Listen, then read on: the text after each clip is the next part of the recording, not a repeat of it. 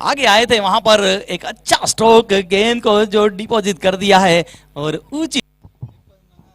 फिर से एक बार जो स्टेप आउट हुए थे हवा में, गेंद एक टावर की दिशा में गेंद जा रही है, फील्डर तेजी के साथ आए, बार बार जो स्टेप आउट होकर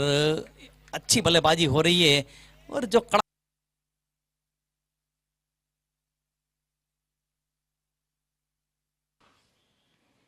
ये देखिए यहां पर थोड़ा इंतजार किया था, गेंद को थोड़ा बैक फुट जाकर ये देखिए यहां पर इस स्ट्रोक जिस तरह से वहां पर कदमों का इस्तेमाल, लेकिन एक फ्लैट सिक्सर जो लगाया है, ये देखिए यहां पर जो बिल्कुल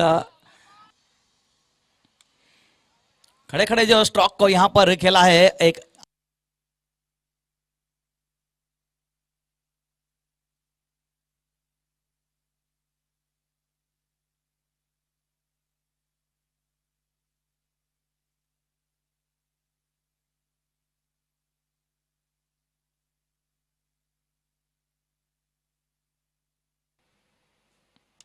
अच्छा स्ट्रोक, यहां पर एक ऊंची उड़ान बढ़ती हुई गेंद को भेज दिया है।